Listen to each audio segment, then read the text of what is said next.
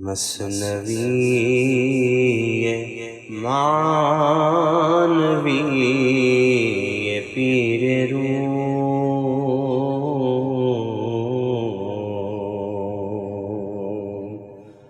مثنوی معنوی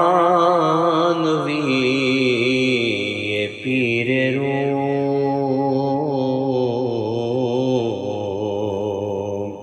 ہست گنج راز عرفان و علوم۔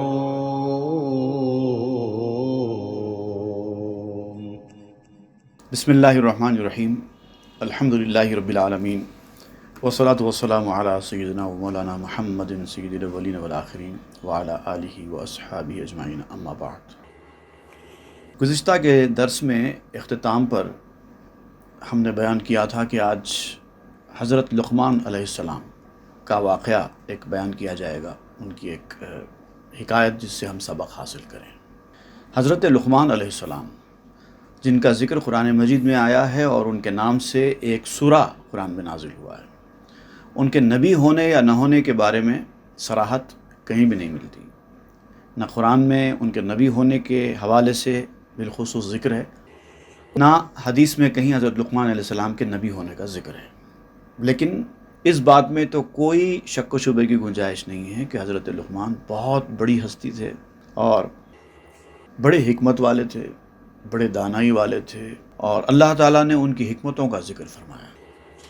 انہوں نے اپنے بیٹے کے لیے جو نصیحتیں کیں اور جو کام کی باتیں بیان کیں، تو حکیم لقمان مشہور ہے ان کی حکمت۔ اب یہاں پر آپ حضرت لقمان کے حوالے سے بعض باتیں بیان کر رہے ہیں، بڑی خاص ہیں اور توجہ کے ساتھ سننے کے لائق ہیں۔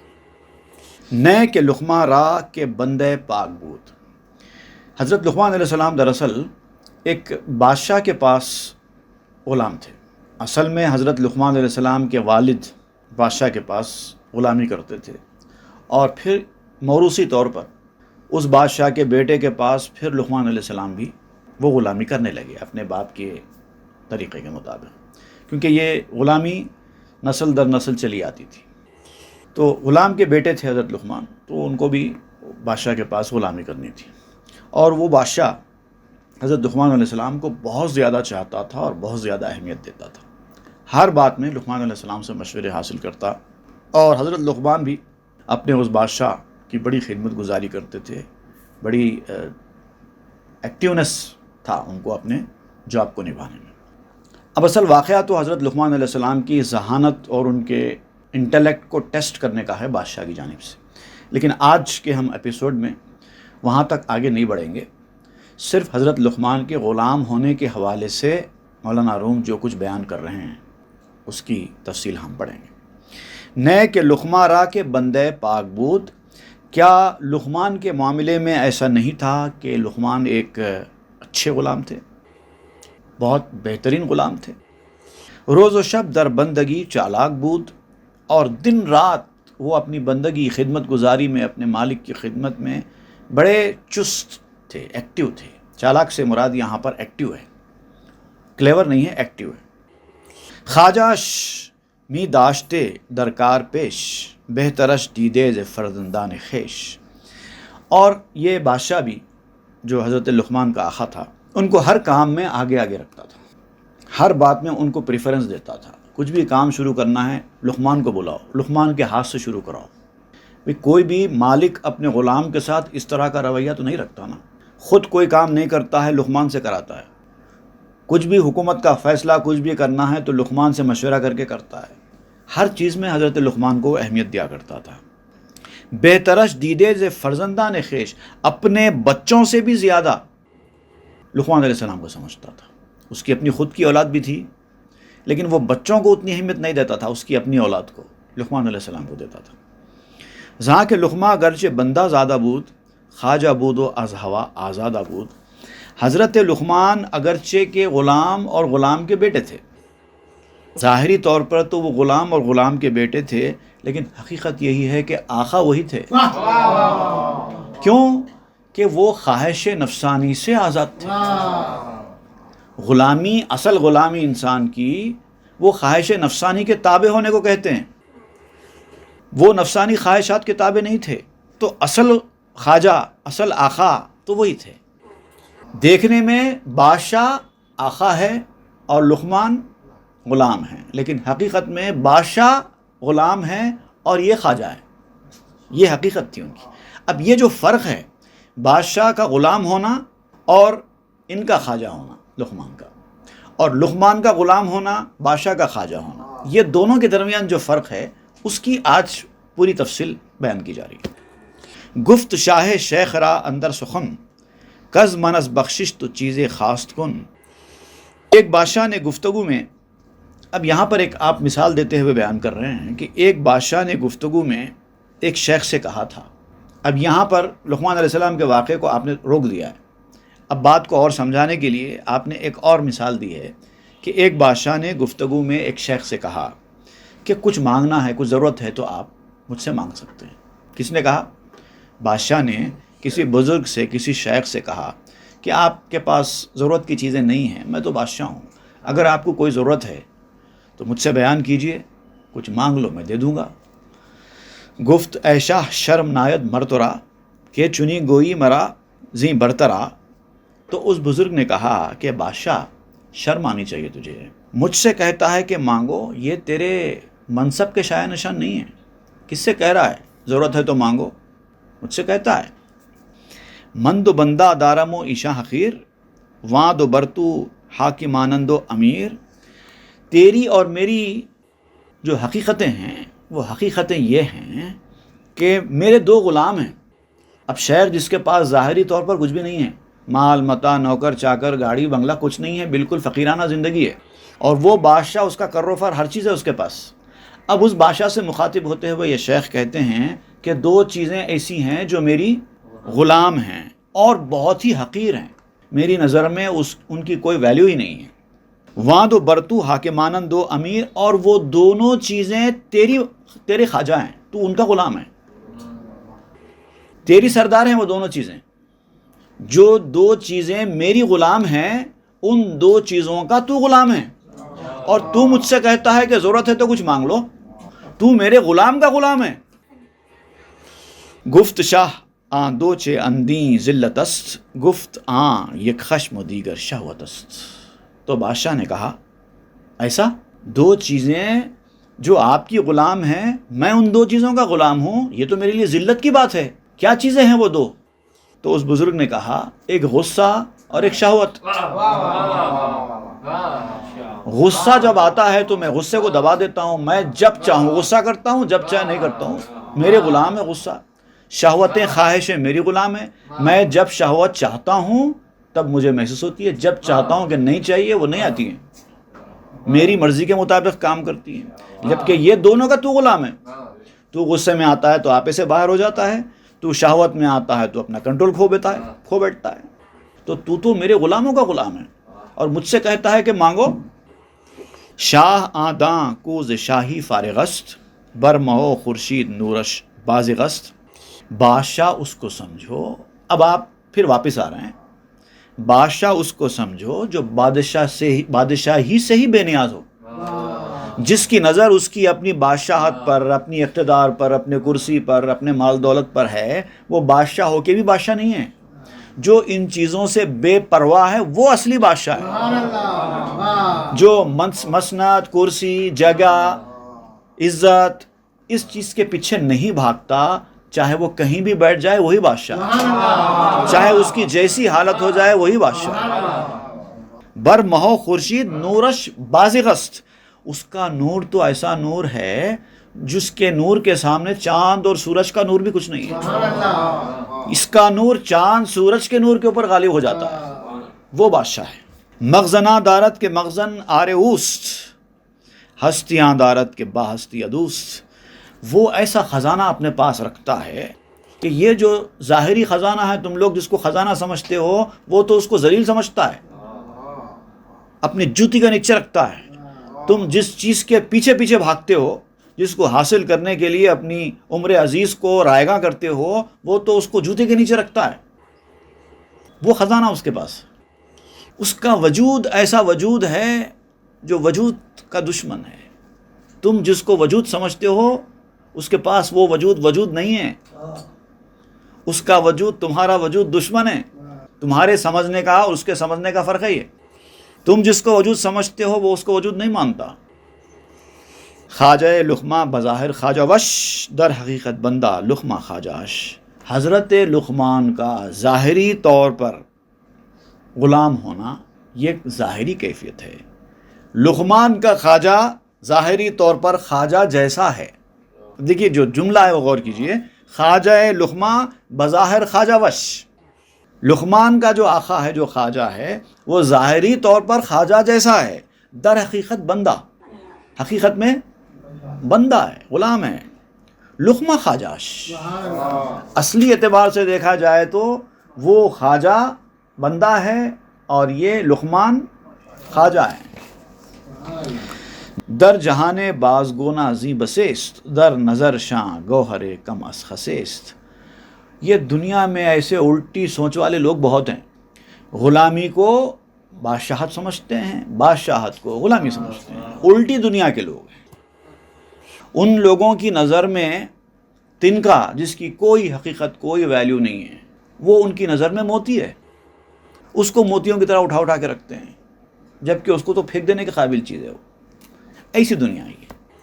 مر بیابارہ مفازہ نام شد، نام و ننگے اخل شارہ دام شد. بیابان جنگل جو ہوتا ہے، صحرا، ڈیزرٹ، اس کا نام لوگوں نے مفازہ رکھ دیا ہے. نام رکھ دیا ہے. کیا ہوتا اس سے؟ مفازہ کہتے ہیں کامیابی کی جگہ کو کہتے ہیں، جہاں پہ انسان کو سب کچھ مل جاتا ہے. اس صحرا میں کیا ملتا ہے؟ وہ تو صحرا ہے، چٹیل ریت کا ریگستان ہے، وہاں کچھ بھی نہیں ہے. لیکن لوگوں نے اس کا نام مفازہ رکھ دیا ہے. تو کیا مفازہ بن جائے گا؟ نام سے کچھ نہیں ہوتا. نام و ننگے اخل شارہ دام شد. عزت اور ذلت ان کی عقل کا جال بن گیا ہے. اس کے پیچھے بھاگ رہے ہیں لوگ، اپنی عقل کو ضائع کر رہے ہیں. عزت کے لیے، ذلت کے لیے، ذلت سے بچنے کے لیے، عزت حاصل کرنے کے لیے، نام کمانے کے لیے، دولت کمانے کے لیے جو عقل قیمتی چیز ہے انسان کی، اس کو ضائع کر رہے ہیں. تمہاری عقل کہاں لگانی ہے اور تم کہاں لگا رہے ہو؟ نام سے کچھ نہیں ہوتا. بڑے بڑے القاب لگا لو. القابوں کا تو آج کل دور چل رہا ہے. ہر کسی کا کوئی نہ کوئی لقب ضرور ہے. ان کے چاہنے والے کبھی کسی کو لقب دے دیتے ہیں، کبھی تو خود جناب والا اپنا لقب خود رکھ لیتے ہیں. ہوگا کچھ نہیں. اس صحرا کو اگر مفازہ کہہ دیا جاتا ہے تو کیا مفازہ بن جائے گا؟ اگر ریگستان کو گلستان کہہ دیا جائے تو کیا ریگستان گلستان ہو جائے گا؟ ریگستان تو ریگستان ہی ہے، گلستان تو گلستان ہی ہے. یک گروہ را خود معرف جاماست، در خبا گویند کو از آماست. ایک گروہ تو ایسا ہے انسانوں کا کہ ان کی پہچان کا ذریعہ ہی ان کا لباس ہے. ان کی کوئی اپنی ذاتی حقیقت، قابلیت کچھ نہیں ہے، بس وہ لباس کی وجہ سے ان کی عزت ہوتی ہے. اسی لیے اس لباس کے بغیر گھر کے باہر نہیں نکلتے. اگر نارمل حالت میں وہ آ جائیں تو کوئی ان کی عزت نہیں کرے گا، کیونکہ ان کا سارا نام، ان کی ساری عزت، اس کا دار و مدار ان کے لباس پہ، ان کے حلیے پہ. یک گروہ را ظاہراً سالوس و زرخ، کردہ زاہد نام و اندر زہد غرق. اور ایک گروہ ایسا ہے جن کی دھوکے بازی، ان کے فریب نے ان کو زاہد مشہور کر کے رکھا ہوا ہے، متقی پرہیزگار مشہور کر کے رکھا ہوا ہے. اس طرح سے لوگوں کو اپنے زہد و تقوی کا دھوکہ دیتے ہیں. ایسی ایسی باتیں کرتے ہیں، ایسی ایسی حرکتیں کرتے ہیں، آنکھیں بند کر لیتے ہیں، ہاتھ میں تسبیح گھماتے ہیں. پتہ نہیں کیا کیا طریقے ہیں لوگوں کو اپنا گرویدہ بنانے کے لیے. ایسا گروہ بھی ہے. یک گروہ را ظاہر سالوس زہد، نور بایت تابوت جاسوس زہد. اور ایک گروہ ایسا ہے کہ ان کا زہد دکھاوے کا زہد ہے، صرف دکھاوا. سالوس کہتے ہیں یعنی ایسی چیز جو حقیقت نہیں ہے مگر دکھائی دے. امیٹیشن جیولری جیسی ہوتی ہے، نظر آنے میں تو ایسا لگتا ہے جیسے حقیقتاً سونے کی ہوگی، لیکن بہت ہی سستا ہوتا ہے اس کا میٹل. تو یہ بھی ایسے لوگ ہیں دنیا میں جنہوں نے اپنے زہد پر، اپنے تقوی پر سونے کا پانی چڑھا لیا ہوتا ہے. نظر آنے میں سونے جیسے ہوتے ہیں لیکن حقیقت میں سونا نہیں ہوتا. نور بایت تابوت جاسوس زہد. اب یہاں سالوس زہد کا ذکر کیا، یہاں جاسوس زہد کا ذکر کر رہے ہیں. کسی کے زہد کو، کسی کے تقوی کو، کسی کی للہیت کو جانچنے کے لیے یہ ظاہری چیز سے نہیں ہوتا. جاسوس زہد بننے کے لیے، زہد کی ان کی جاسوسی، ان کی نیکی کی جاسوسی کرنے کے لیے وہ نور چاہیے. یہ آنکھوں سے وہ چھپا ہوا زہد دکھائی نہیں دیتا، وہ نور چاہیے تب دکھائی دے گا. جب نور آ جاتا ہے تو وہ نور والے ایسے دیکھ کے پہچان لیتے ہیں کہ یہ حقیقتاً زہد ہے یا پھر زہد کی سالوسی ہے. جاسوسی سے پتہ چلے گا کہ یہ سالوسی ہے یا نہیں ہے. نور باید پاک از تقلید و اول، تا شناسد مرد را بے فعل و قول. نور چاہیے جو تقلید اور کمی سے خالی ہو، دیکھا دیکھی والا نور نہیں. ریئل نور چاہیے جو کسی کمی سے خالی ہو، اس کے اندر بھی کمی فالٹس نہیں رہنا چاہیے، ایسا نور ہو. اس کے بعد ہی پھر انسان کو پہچانا جا سکتا ہے. اور ایسے نور کے آ جانے کے بعد انسان کو پہچاننے کے لیے نہ اس کے فعل کو دیکھنے کی ضرورت ہے، نہ اس کے قول کو دیکھنے کی ضرورت ہے. وہ کیا کر رہا ہے، کیا نہیں کر رہا ہے، یہ بھی دیکھنے کی ضرورت نہیں ہے. اور وہ کیا بول رہا ہے، کیا نہیں بول رہا ہے، یہ بھی دیکھنے کی ضرورت نہیں ہے. وہ نور خود بتا دے گا. جیسا کہ اس سے پہلے بھی ہم نے بتایا تھا، گالی گلوچ کر رہے ہیں تاکہ لوگ بھاگ جائیں، لیکن نور والا گالی گلوچ بھی کریں گے تو نہیں بھاگے گا، کیونکہ وہ دیکھ چکا ہے کہ یہ کیا ہے. در رود در قلب او از راہ عقل، نقد او بیند نباشد بند نقل. اب ایسا کوئی آدمی آپ کو دکھائی دے جو حقیقتاً اندر سے زہد والا ہے، تو اس کے دل میں اپنی عقل کے راستے سے گھس جاؤ. اپنی عقل کا استعمال کرو اور اس کے اندر گھس جاؤ، اس کے دل میں گھس جاؤ اور اس کی حقیقت دیکھ لو. نقد او بینت، نقد کہتے ہیں، ہمارے پاس بھی کیش کے لیے استعمال کرتے ہیں نقد. نقد کا مطلب جو سامنے آ جائے، ان کیش ہو جائے. نقد دیکھو، نقل کے پابند مت بنو، سنی سنائی باتوں کے پابند مت بنو، خود اپنی آنکھوں سے دیکھو. نقل کہتے ہیں کسی سے سننے کو، کسی کی کری ہوئی چیز دیکھنے کو. تو ان کی لکھی ہوئی، ان کی سنی ہوئی، ان کی بولی ہوئی باتوں پہ جانے کے بجائے اپنی آنکھوں سے خود دیکھو. اور وہ دیکھنے کے لیے نور پیدا کرنا پڑے گا. مارکیٹنگ مینیجرز کی باتوں پہ بھروسہ مت کرو، دل کے اندر نور پیدا کرو اور اپنی آنکھوں سے ہی، دل کی آنکھوں سے دیکھو. کسی کی کیا ضرورت ہے. بندگان خاص علام الغیوب، در جہان جاں جواسیس القلوب. اللہ تعالیٰ کے علام الغیوب کے جو خاص بندے ہوتے ہیں وہ روحانیت کی دنیا میں دلوں کے جاسوس ہوتے ہیں. علام الغیوب کے بندے جواسیس القلوب ہوتے ہیں. جاسوس کی جمع ہے جواسیس، دلوں کے جاسوس ہوتے ہیں. وہ ایسے دیکھ کر دلوں کی کیفیت کو تاڑ لیتے ہیں. در دنون دل درایت چوں خیال، پیش شاں مکشوف باشد سر حال. اور جب بھی دل میں کوئی خیال آتا ہے تو وہ تمہارے دل کے اندر جو چھپا ہوا بھید ہوتا ہے ان کے سامنے کھل جاتا ہے. در تنے کنجشک چبوت برگساز، کیشوت پوشیدہ آں بر اخل باس.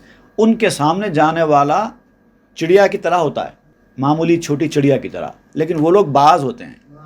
تو آپ کہتے ہیں کہ اس چڑیا کے اندر وہ چیز ہوتی ہی نہیں ہے کہ وہ اپنی باز سے حقیقت کو چھپا سکے. اس کے اندر ان کی یہ صلاحیت ہی نہیں ہے کہ اپنے دل کی باتوں کو باز سے چھپا سکے. باز کی آنکھیں کتنی دور سے دیکھتی ہیں، آسمان کی بلندیوں پہ اڑتا ہے اور وہاں سے ایسا زوم کرتا ہے آنکھوں کے کیمرے کو کہ شکار تک اس کی نظر چلی جاتی ہے. تو چڑیا کہاں سے چھپ سکتی ہے باز کی آنکھوں سے؟ ایسے آئے گا، ایسا پکڑ کر چلا جائے گا. نہ باز کی طرح چڑیا اڑ سکتی ہے، نہ باز کے شکار سے بچ سکتی ہے. تو آپ بھی چڑیا کی طرح ہیں کسی باز کے سامنے. جب اس کے سامنے جاتے ہیں اور آپ چاہتے ہیں کہ اپنے دل کی چیزوں کو چھپا چھپا کے رکھیں، آپ کہتے ہیں مولانا روم کہ نہیں چھپا سکتے. یہ اور بات ہے کہ وہ بولتا نہیں ہے، لیکن آپ نہیں چھپا سکتے. کے واقف گشت بر اسرار ہو، سر مخلوقات چبوت پیش ہو. جو اللہ تعالیٰ کے رازوں سے، اس کے بھیدوں سے واقف ہو گیا تو مخلوق کے بھید کی کیا حقیقت ہے اس کے ساتھ؟ جو اللہ کے بھیدوں سے واقف ہو جائے اس کے سامنے مخلوق کے بھید کہاں چھپ سکتے ہیں؟ آن کے بر افلاک رفتارش بود، بر زمین رفتن چه دشوارش بود، جس کی گزر آسمانوں پر ہو، وہ آسمانوں کے اوپر اڑ رہا ہو، اس کو زمین پر چلنا کیا دشوار ہے؟ آن کے بر افلاک رفتارش بود، بر زمین رفتن چه دشوارش بود، در کف داود کاہن گشت موم، موم چه بود در کف او اے ظلم۔ حضرت داؤد علیہ السلام کے ہاتھ میں جب لوہا موم ہو گیا، لوہے کو آپ پکڑتے تھے تو آپ کے ہاتھ میں آنے کے بعد لوہا موم بن جاتا تھا، موم کی طرح نرم ہو جاتا تھا۔ یہ آپ کی کرامت معجزہ تھا، مشہور ہے۔ ایسے لوہے کو پکڑتے تو وہ نرم ہو جاتا موم کی طرح۔ تو آپ کہتے ہیں حضرت داؤد کے ہاتھ میں جب لوہا موم ہو گیا تو موم ہاتھ میں آئے گا تو کیا ہوگا؟ بود لقمہ بندہ شکل خواجہ، بندگی بر ظاہرش دیباجہ۔ لقمان، اب لقمان کی طرف پھر واپس آ رہے ہیں۔ لقمان علیہ السلام بظاہر غلام، حقیقتاً خواجہ تھے۔ ظاہری طور پر دیکھنے میں غلام تھے بادشاہ کے، لیکن ریالٹی میں وہی اصل خواجہ تھے۔ بندگی بر ظاہرش دیباجہ، ظاہری طور پر ان کے ظاہر پر ان کی غلامی، ان کی بندگی ایک دیباچہ تھی، پریفیس تھی، جیسے کتاب کے ابتدا میں پریفیس ہوتا ہے، فورورڈ ہوتا ہے، ویسا تھا معاملہ۔ لوگ فورورڈ پڑھ کے سمجھ رہے ہیں پوری کتاب یہی ہے، یہ خالی ایک اوپر کی چیز تھی بس۔ چوں رود خواجہ بجائے ناشناس، در غلام خیش پوشاند لباس۔ اب دیکھیے یہ بادشاہوں کی ایک ریئلٹی جو بادشاہ کیا کرتے تھے اس کی طرف آپ توجہ دلا رہے ہیں کہ پہلے کے زمانے میں جب بادشاہ ہوا کرتے تھے وہ کسی ایسے اجنبی مقام پر چلے جاتے جہاں پہ ان کو جان کا خطرہ ہوتا۔ بادشاہ تو پوری سیکورٹی کے ساتھ جانا پڑتا نا اس کو، لیکن اگر سیکورٹی کے ساتھ نہیں جا رہا ہے تو اس کو کیا کرنا پڑے گا؟ اب وہ لوگ کیا کرتے تھے اسی ٹائم پہ اپنی حفاظت کے لیے؟ دیکھیے، چوں روت خواجہ بجائے ناشناس، جب خواجہ کسی اجنبی جگہ چلے جاتا تھا، در غلام خیش پوشاند لباس، اپنے غلام کو بادشاہ کا لباس پہنا دیتا تھا، غلام کے ساتھ جاتا۔ اب لباس ایکسچینج کر لیتے دونوں، بادشاہ کا لباس غلام پہن لیتا، غلام کا لباس بادشاہ پہن لیتا۔ غلام گھوڑے پر بیٹھ جاتا، بادشاہ اس کی زین کس کے غلاموں کی طرح پیدل پیدل چلتا تاکہ لوگوں کو دھوکہ ہو جائے، غلام کو بادشاہ سمجھیں لوگ۔ اس طرح کی سیکورٹی ہوتی تھی۔ او بے پوشت جام ہائے آ غلام، مر غلام خیش را سازت امام، اور وہ اس غلام کے کپڑے پہن لیتا تھا اور اپنے غلام کو اپنے سامنے رکھتا تھا، اس کو اپنا امام بنا لیتا تھا۔ تو آگے آگے چل، میں پیچھے پیچھے چلتا ہوں۔ لوگوں کو ایسے لگنا چاہیے کہ تو بادشاہ ہے اور میں غلام ہوں۔ در پیش چو بندگاں در رہ شوت، تا نبایت زو کسے آگاہ شوت۔ راستے میں غلاموں کی طرح پیچھے پیچھے پیچھے چلتا تاکہ کوئی پہچان نہ سکے اس کو۔ گویا دے بندہ تو رو بر صدر شیں، من بگیرم کفش چو بندے کمی۔ کہہ دیتا کہ غلام تو آگے آگے رہے، اور جہاں مسند پہ یا صدر نشین کی حیثیت سے جو بڑی پلیس ہوتی ہے نا بادشاہوں کو بیٹھنے کی، بڑے لوگ منصب والے لوگ جو بیٹھتے ہیں، تو بیٹھ جا، میں پیچھے آ جاتا ہوں۔ اب لوگوں کو پتہ نہیں چلنا چاہیے کہ بادشاہ کون ہے، غلام کون ہے، تو غلام کو لے جا کر بادشاہ کی جگہ صدر نشین بنا کے بٹھا دیتا، تم جاؤ وہاں بیٹھ جاؤ، ساروں کی توجہ تمہاری طرف رہے گی، میں پیچھے کونے میں آ جاتا ہوں تاکہ کسی کو پتہ نہیں چلے کون کیا ہے۔ من بگیرم کفش چوں بندے کمی، میں معمولی غلام کی طرح جوتیوں کے پاس جا کے بیٹھ جاؤں گا۔ اب ان کی بیٹھکیں بھی ایسی ہوتی تھیں، بادشاہ کو جہاں بٹھانا ہوتا تھا وہاں پر غلام کو لباس تو بادشاہوں کا ہی پہنا ہوا ہے، جا کے بیٹھ جاتا غلام، اور جو اصل بادشاہ ہے وہ کسی کونے میں جا کے جوتیوں کے پاس جا کے بیٹھ جاتا، خاموش، غلاموں کا لباس پہنا ہوا ہے۔ اب سب کی توجہ اس لباس والے بادشاہ کی طرف، اور اسی کو بادشاہ سمجھ رہے ہیں، اور یہ خاموش بیٹھ کے تماشا دیکھتا ہے۔ تو درستی کن مرا دشنام دہ، مر مرا تو ہیش توخیر منہ۔ اور لوگوں کو یقین دلانے کے لیے کہ تو اصلی بادشاہ ہے، تو کبھی کبھار مجھے غصہ بھی کرتے رہے، کبھی برا بھلا بھی بولتا رہے۔ دیکھیے ایکٹنگ ہے، بادشاہ خود غلام کو یہ پرمیشن دے رہا ہے کہ تو مجھے برا بھلا بھی کہے، سختی کر میرے ساتھ، تاکہ لوگوں کو یقین ہو جائے کہ تو ہی اصلی بادشاہ ہے، میں غلام ہوں، اور میری کوئی عزت نہ کرے، ساری عزت تیری ہو، سب تجھے اہمیت دیں، اور کبھی غلطی سے بھی تو میری عزت نہیں کرنا. جیسے پہلے تو میری عزت کرتا تھا محل میں، حقیقی مقام پر تو میری عزت کرتا تھا، لیکن یہاں آنے کے بعد کیونکہ اب ہم ایکسچینج ہے نا، تو اب الٹا کرنا ہے، کبھی غلطی سے میری عزت نہیں کر دینا. ترک خدمت تو داشتم تاب غربت تخم حیلت کاشتم. میری خدمت نہ کرنا، میری عزت نہ کرنا، یہ تیری خدمت ہے. اس وقت تیرا جاب ہی یہی ہے کہ تو یہ کام کرے، خدمت ہی تیری یہی ہے کہ تو خدمت نہ کرے. اور جب تک تاب غربت تخم حیلت کاشتم، یہ ہیلے کا جو بیج ہے جب تک میں نے اس غربت میں بویا ہے تب تک یہی کرنا ہے. اجنبیت کے جو مقام ہیں، ہم جو نکلے ہیں اجنبی مقام پہ آئے ہیں، جب تک اس اجنبی مقام میں ہم ہیں تب تک یہ تدبیر چلانی ہے. خواہ جگاں ای بندگی ہا کردہ اند تا گما آیت کے ایشاں بندہ اند. اور آقاؤں نے پہلے بہت ایسا کیا ہے، ایک دو لوگوں کا قصہ نہیں ہے یہ مت سمجھو کہ یہ صرف لقمان علیہ السلام کے ہی حوالے سے یہ بات کہی جا رہی ہے. ایسا بہت کیا گیا ہے. ابتدا میں دنیاوی بادشاہوں نے بھی کیا ہے، روحانی بادشاہوں نے بھی کیا ہے. کم درجے کے لوگوں کو آگے بڑھایا ہے، خود پیچھے ہٹ گئے.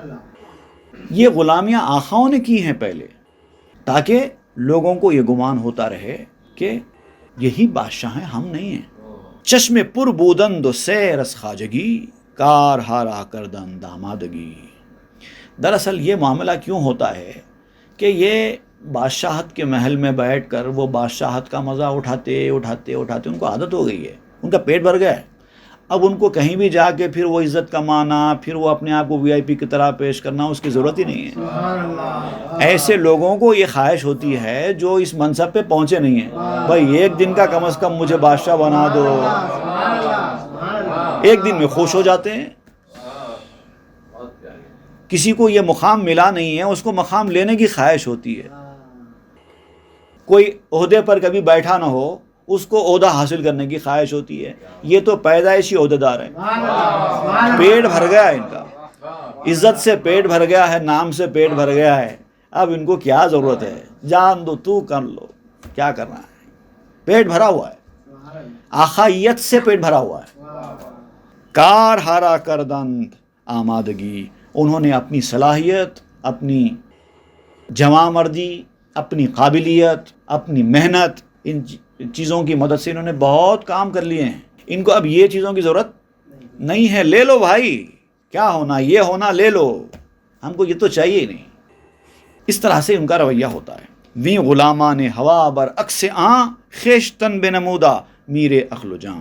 لیکن یہ جو خواہشوں کے غلام ہوتے ہیں، جو اپنی خواہشوں کے مطابق چلتے ہیں، ان کا معاملہ اس کے بالکل برعکس اپوزٹ ہوتا ہے. وہ کرسی حاصل کرنے کے لیے لڑتے ہیں، ایک دوسرے سے سبقت لے جانے کی کوشش کرتے ہیں. یہ میری جگہ، وہ تیری جگہ، میں یہاں بیٹھ گیا، تو وہاں بیٹھ گیا، ان کو ہٹاؤ، میں بیٹھتا ہوں، مجھے یہ چاہیے، مجھے وہ چاہیے، مجھے اقتدار چاہیے، میری بات سننا، میری بات نہیں سننا. یہ برعکس لوگ ہیں جو اس کے لیے لڑتے جھگڑتے رہتے ہیں. ایک تو وہ ہے جو خواہشات کے غلام ہیں، جو ان چیزوں کے لیے لڑتے رہتے ہیں حاصل کرنے کے لیے. ایک وہ ہے جو پیٹ بھرا ہے. اب دیکھیے دو قسم کے لوگ ہیں. پیٹ بھرا کا لفظ آپ اس لیے بھی استعمال کر رہے ہیں کہ جب انسان کو شدت کی بھوک لگتی ہے، کھانا کم ہوتا ہے دستر پہ. دیکھیے لوگوں کی کیا حالت ہوتی ہے دستروں پہ، آپ نے دیکھا ہوگا دعوتوں وغیرہ میں، کھانا اگر کم ہے یا پلیٹ میں کم لایا گیا ہے، کوئی اچھی چیز ہے پلیٹ میں کم لائی گئی ہے، تو دیکھیے بھوکوں کی کیا کیفیت، ایسا ٹوٹ پڑتے ہیں اس کے اوپر، جلدی جلدی جتنا ہو سکا خود ڈال لینے کی کوشش کرتے ہیں، ٹوٹ پڑتے ہیں. لیکن اسی آدمی کو جب پیٹ بھر کھانا کھلا کر وہی چیز ان کے سامنے رکھ دی جائے تو پیٹ بھر کھانا کھلا دیا گیا، اب کھانا کھانے کی گنجائش نہیں ہے. اس کے بعد وہی چیز جس کے اوپر یہ ٹوٹ پڑ رہے تھے ان کے سامنے لے کر رکھ دو، دیکھیں کیا کرتے ہیں، کھاتے ہیں کیا. یہی فرق آپ بتا رہے ہیں. جن کو میسر نہیں ہے وہ لوگ ٹوٹ پڑ رہے ہیں، جن کا پیٹ بھرا ہوا ہے وہ دیکھ کے بھی کیا لیں گے. پیٹ بھرا ہوا ہے، نہیں چاہیے. کتنی سے کتنا پیٹو آدمی رہو، کھانے کا بھوکا، کھانے کا تمنائی، وہ بھی جب اس کا پیٹ بھرا ہوا ہوتا ہے کھانے کی طرف اس کو کوئی دلچسپی نہیں ہوتی، کوئی رغبت نہیں ہوتی. خیشتن بے نمودہ میر اخل جہاں. یہ لوگ جو خواہشوں کے غلام ہوتے ہیں یہ اپنے آپ کو امیر ثابت کرنے کی کوشش میں لگ جاتے ہیں. ہم امام ہیں، ہم امیر ہیں. ہم آقا ہیں، ہمارا یہ لقب ہے، ہم اس مقام پر فائز ہیں، یہ برعکس لوگ ہیں، بھوکے۔ آید از خواجہ رہے افگندگی، ناید از بندہ بغیر از بندگی۔ خاک ساری کا جو طریقہ ہے نا، عاجزی انکساری کا طریقہ، خواجہ سے ہی سیکھنے کو ملتا ہے۔ غلاموں سے عاجزی انکساری نہیں سیکھی جا سکتی۔ غلام اگر نیچے بیٹھ بھی جائے تو اس کا مقام ہی ہے۔ عاجز انکساری کیا ہوئی؟ ایک غلام اگر کوئی بھکاری اگر سڑک کے کنارے پر بیٹھ جائے تو اس کو عاجز انکساری تو نہیں کہیں گے، کیونکہ اس کا مقام ہی وہی ہے۔ لیکن کوئی بڑا آدمی جب آ کر سڑک پر بیٹھ جائے تو وہ عاجز انکساری ہوتی ہے۔ تو عاجزی انکساری تو بڑے لوگوں سے ہی سیکھی جاتی ہے۔ آید از خواجہ رہے افگندگی، عاجزی انکساری کا راستہ خواجہ سے ہی ملتا ہے۔ ناید از بندہ بغیر از بندگی، اللہ کے بندے سے بندگی کے سوا کچھ سیکھا ہی نہیں جا سکتا۔ بندہ ہے تو وہی سکھائے گا جو بندگی سے متعلق ہے، اور اگر وہ بندگی نہیں جانتا بندہ کہے گا۔ پس ازاں عالم بدین عالم چنا، تابیت ہا ہست بر اکسیں بداں۔ پس اس عالم سے لے کر اس عالم تک، اس دنیا سے لے کر اس دنیا تک، اس زمین کی دنیا میں بہت ساری بناوٹی باتیں ہیں جو لوگوں نے گھڑ رکھی ہیں۔ حقیقت کچھ اور ہے، لوگ بیان کرتے کچھ اور ہیں۔ اور ایسے جاہل لوگ جو برعکس والے ہیں، ان لوگوں کی سنی ہوئی باتیں جب آپ سنو تو سنو ضرور، لیکن جو وہ کہہ رہے ہیں اس کا الٹا سمجھو۔ اگر وہ کہہ رہے ہیں کہ یہ صبح ہے تو سنو ضرور، لیکن یقین کرو کہ یہ شام ہے۔ وہ بھی کہیں گے، اچھی اچھی باتیں آپ کے سامنے بیان کریں گے، سننا بھی ان کی بات، لیکن الٹا۔ خواجہ لقماں ازیں حال نہاں، بود واقف دیدہ بود از وے نشاں۔ حضرت لقمان کا آقا جو خواجہ تھا، بادشاہ جس کے پاس حضرت لقمان غلام تھے، وہ حضرت لقمان کی حقیقت سے واقف تھا۔ بود واقف دیدہ بود از وے نشاں، اور حضرت لقمان کی جو خواجگی ہے اس کے بعض نشانات دیکھ چکا تھا۔ اسی لیے اپنے غلام ہونے کے باوجود بھی ان کی عزت کرتا تھا۔ جو دیکھ لیتے ہیں وہ عزت کرتے ہیں، جو نہیں دیکھتے ہیں وہ پاؤں رکھ کر چلے جاتے ہیں۔ رکھے کوئی پاؤں کرے کوئی عزت، جو دیکھنے والا ہوتا ہے وہ عزت کرتا ہے، جو اندھا ہوتا ہے وہ پاؤں رکھ کر چلا جاتا ہے۔ اب بادشاہ چونکہ حضرت لقمان سے واقف ہو چکا تھا، ان کی نشانیاں بزرگی کی دیکھ چکا تھا، اسی لیے عزت کرتا تھا۔ راز می دانست خشمی راند خر، از برائے مصلحت آن راہ بر۔ وہ راز جانتا تھا کہ اصل بادشاہ تو یہ ہے، میں غلام،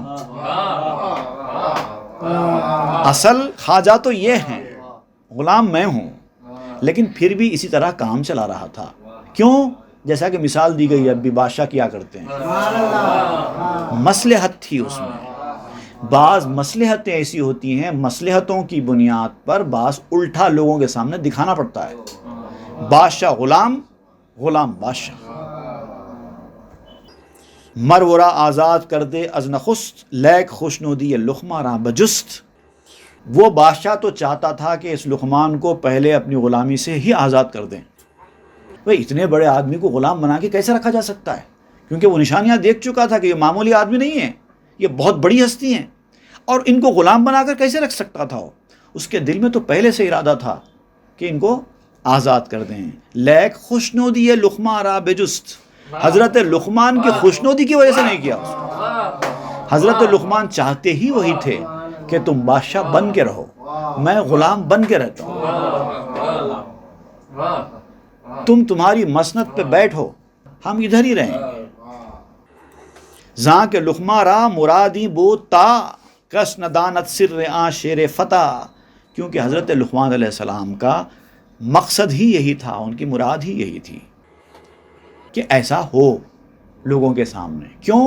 کس ندانت سر آں شیر فتح، تاکہ اس جوان مرد شیر کا راز کوئی نہ سمجھ، کسی کو پتہ نہ چلے کہ یہ کون ہے، راز کو راز ہی رہنے دو۔ چے عجب گر سر ز بد پنہا کنی، این عجب کہ سر ز خود پنہا کنی۔ یہ کیا عجیب بات ہے کہ تو راز کسی برے سے چھپا لے. کوئی برا آدمی ہے، اس سے اگر آپ راز چھپاتے ہیں تو اس میں کوئی عجیب بات نہیں ہے. لوگ چھپاتے ہیں. کسی کی نیت خراب ہے، اس سے آپ اپنا راز چھپا لیتے ہیں. کچھ سمجھیے، مثال کے طور پر آپ کچھ کروڑوں روپے کی کوئی بات کر رہے ہیں، آپ کو لگتا ہے کہ کوئی چور ہے جس کی نظر آپ کی گفتگو کے اوپر ہے، آپ وہ وقت پہ بات کریں گے؟ راز چھپا لیتے ہیں. تو کسی چور اچکے سے پیسے کے کاروبار کی بات چھپا لینا، یا کسی لگائی بجائی کرنے والے سے کچھ اور راز کی بات چھپا لینا، یہ کوئی تعجب کی بات نہیں ہے. چھ عجب گر سر ز بد پنہا کنی، بد آدمی سے اگر آپ کوئی بات چھپا لیں تو اس میں کوئی تعجب کی بات نہیں ہے. این عجب کہ سر ز خود پنہا کنی، عجیب بات تو یہ ہے کہ اپنا راز اپنے ہی آپ سے چھپائیں.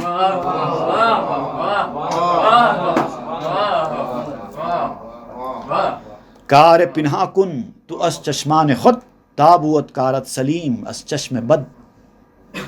اپنی نظروں سے چھپا کر کام کیا کرو. اپنا کام خود اپنی نظروں سے چھپا کر کیا کرو. اپنی سے مراد اپنے لوگوں کی بھی، دوسرے تو دور کی بات ہے، اپنے راز کے کاموں کو اپنے لوگوں سے بھی چھپا کر کیا کرو.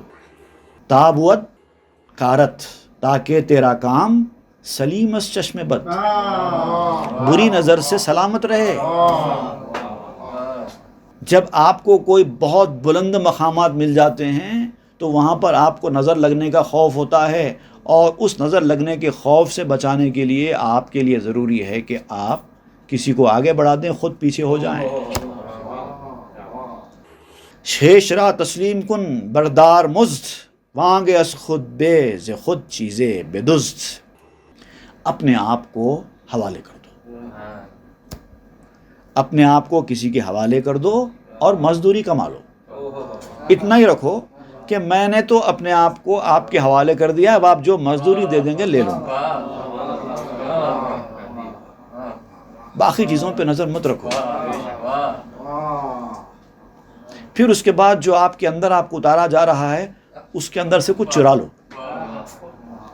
وانگے از خود بے ز خود چیزیں بے دزد، پھر بے خودی میں اپنے اندر سے کچھ چرا لو. می دہد افیوں بے مرد زخم مند، تاکہ پیکاں استنش بیروں کنند. دیکھیے، زخمی انسان کو پہلے کے دور میں ہوتا تھا، آج تو بے ہوش کرتے ہیں. پہلے کے دور میں کوئی زخمی انسان کے جسم کے اندر تیر لگ جاتا تھا تو اس کو نکالنے کے لیے چونکہ بہت تکلیف ہوتی ہے، افیون کھلا دیتے تھے. افیون کھلانے کے بعد وہ شدت کے نشے میں چلا جاتا، اس کو اپنا ہوش نہیں ہوتا، اس وقت اس کا تیر نکال لیتے تاکہ زخم گہرا ہے، تکلیف زیادہ نہ ہو، اور آسانی کے ساتھ اس کے جسم سے تیر کھینچ لیں. آج بھی بے ہوش کر دیتے ہیں، بے ہوش کر کے جو کرنا ہے کر دیتے ہیں. اس آدمی کو پتہ بھی نہیں چلتا کہ کیا ہو گیا میرے ساتھ. وقت مرگ از رنج او رامی درند، او بدا مشغول شد جامی برند. مرتے وقت بھی اللہ تعالیٰ یہی کرتا ہے، اس مرنے سے پہلے اس کے جسم کو تکلیفوں میں مبتلا کر دیتا ہے. کسی کو کوئی بیماری، کسی کو کوئی تکلیف دے دیتا ہے، شدت کی تکلیف دیتا ہے. تو تکلیف دیتے ہی آدمی کیا کرتا ہے، اس کی پوری توجہ تکلیف کی طرف ہوتی ہے، جسم کی طرف توجہ ہو جاتی ہے. پوری توجہ انسان کی جسم کی طرف ہو جاتی ہے. جسم کی طرف پوری توجہ ہوتے ادھر سے روح نکال لیتے ہیں. انسان کی توجہ جسم کی طرف گئی، روح کو وہ چھوڑ دیا، روح نکال لی گئی. چوں بہر فکرے کہ خواہی دل سپرد، استو چیزیں درنہا خواہند برد. جب کسی چیز کی فکر میں تم اپنا دل لگا دو گے، ساری توجہ تمہاری ایک چیز کی طرف ہو جائے گی، دوسری طرف کی طرف سے توجہ ہٹ جائے گی، وہ چیز چرا لی جائے گی. یہ دنیا کا دستور ہے. پولیٹیشینز بھی اسی فارمولے پہ عمل کرتے ہیں. لوگوں کی توجہ دوسری طرف کرنے کا گر جانتے ہیں. ایک کام کرنا ہے، ساری نظریں ادھر ہیں، وہ چرانا ہے. اب لوگ دیکھ رہے ہیں، کیسا چرائیں گے؟ کچھ ایسا کرتے ہیں کہ سب کی نظریں ادھر جاتی ہیں، جیسے نظریں ادھر گئی یہ چیز چرا لیتے ہیں. توجہ ہٹانا کہتے ہیں. پس بداں مشغول شو کہاں بہترست، تاز تو چیزیں برت کہاں کہترست. تو اب یہ فارمولا اگر آپ کو معلوم ہو گیا ہے کہ آپ کی توجہ ایک طرف اگر منتقل ہو جاتی ہے، دوسری چیز چرا لی جاتی ہے. تو مولانا روم کہتے ہیں کہ تمہاری توجہ اچھی چیزوں کی طرف لگا دو. تمہارے اندر اچھی چیزیں بھی ہیں، بری چیزیں بھی ہیں، کمالات بھی ہیں اور کمزوریاں بھی ہیں. ساری توجہ کمالات اور اچھی چیزوں کی طرف لگا لو، لوگ تمہاری بری چیزیں چرا لیں گے.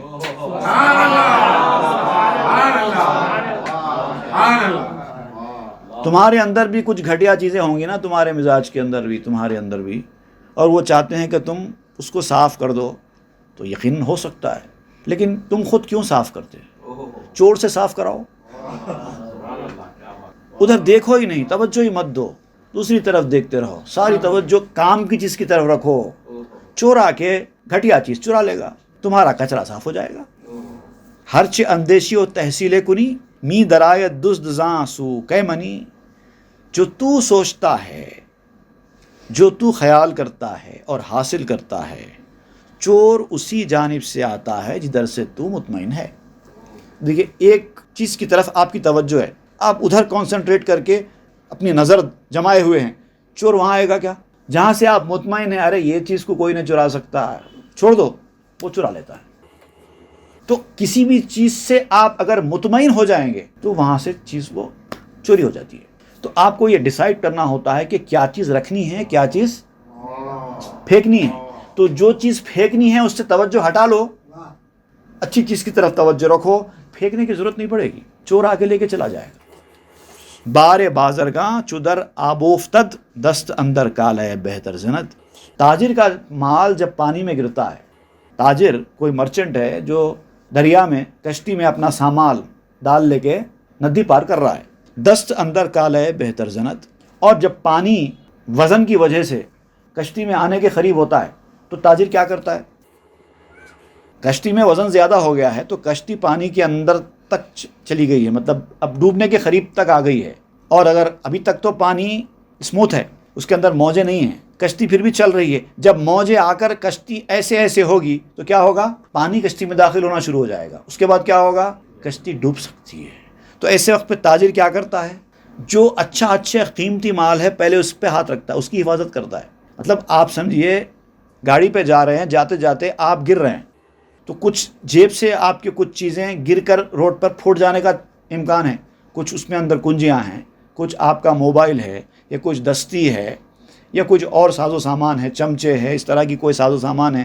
آپ وہ گرنے سے بچانے کے لیے آپ کو کسی ایک دو چیز کو ہی روکنا ہے، باقی چیزیں گر رہی ہیں، کیا روکیں گے آپ؟ سمجھ گئے نا؟ جو قیمتی چیز ہوتی ہے اس پہ آپ ہاتھ ماریں گے. باقی گر گئی تو گر گئی، جو اٹھانے کی اٹھا لیں گے، جو ٹوٹ گئی چھوڑ دیں گے. قیمتی چیز پہ ہاتھ ماریں گے پہلے. تو آپ یہی بتا رہے ہیں کہ بارے بازرگاں چدر آب و فتد دست اندر کالے بہتر زند. تاجر کا مال جب پانی میں گرنے لگتا ہے کشتی کے وزن کی وجہ سے تو وہ اچھے مال کے اوپر پہلے ہاتھ مارتا ہے. کشتی مالش بے غرقہ برفتد ہرچ نازل تر بے دریا افغند. اور اگر سمندر میں کشتی جا رہی ہے، شپ جا رہی ہے اور ڈوبنے کے قریب آ گئی ہے تو اب کیپٹن جو ذمہ دار ہوتے ہیں شپ کے، وہ کیا کرتے ہیں؟ وزن کم کرنے کے لیے جو سستا اور گھٹیا مال ہے اس کو نکال کر پہلے پھینک دیتے ہیں تاکہ شپ کا وزن کم ہو جائے اور وہ ڈوبنے سے بچ جائے. تو آپ کہتے ہیں کہ اچھی چیزیں بری چیزیں دونوں آپ کے اندر ہیں، جیسا ابتدا میں بتایا گیا تھا. ہر انسان کے اندر اچھی اور بری چیزیں دونوں ہوتی ہیں.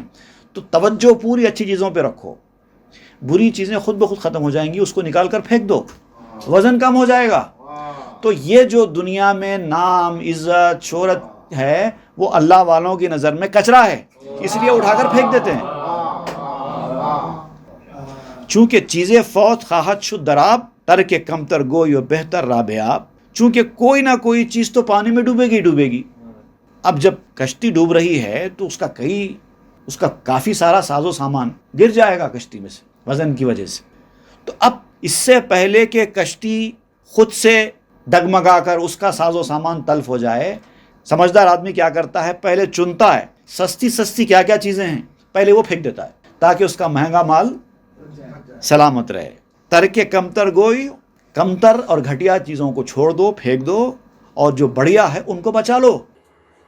نقد ایمارا بتاعت گوشدار تاز روئی حق نہ کر دی شرمسار. بندگی کے ذریعے اپنے ایمان کی نقدی کی حفاظت کرو، اور یہ نقدی کی حفاظت بندگی کے ذریعے ہی ممکن ہے. زمین پر ہیرے جواہرات پڑے ہیں، اٹھانا ہے تو جھکنا ہوگا. عاجزی انکساری کرنی ہوگی، تاز روئے حق نہ گردی شرمسار، تاکہ اللہ تعالیٰ کے روبرو شرمندہ نہ ہو۔ اس وقت بندہ ہے تو بندگی کا راستہ اختیار کرو، چونکہ نقدت را نگہداری کنی، حرص و غفلت را برت دیوے دنی۔ اور جب تو اپنے نقد کی دیکھ بھال اچھی طریقے سے کرے گا، اس کے اوپر نظر رکھے گا، جو قیمتی چیزیں میرے اندر ہیں اس کی حفاظت اگر ہوشیاری کے ساتھ کرے گا، تو شیطان کو تو تیرے پاس سے کچھ نہ کچھ لے کے جانا ہی جانا ہے۔ تو اچھی چیزوں پہ نظر رکھ لو، بری چیزیں لے کر شیطان خود چلا جائے گا۔ یہ ہے حضرت لقمان کی جو ابتدائی کہانی کا حصہ۔ اب اس کے بعد جو واقعہ بیان کیا جاتا ہے، حضرت لقمان علیہ السلام کی جو بزرگی ہے، جو ان کی ذہانت ہے، اب وہ بادشاہ دوسروں کے اوپر ظاہر کرتا ہے حضرت لقمان کا امتحان لے کر۔ اب وہ کیا ہوتا ہے وہ انشاءاللہ ہم آئندہ کے درس میں پڑھیں گے۔ وصلی اللہ تعالی علی خیر خلق سیدنا محمد وآلہ واصحابہ اجمعین والحمد للہ رب العالمین۔ مثنوی معنوی پیر روم،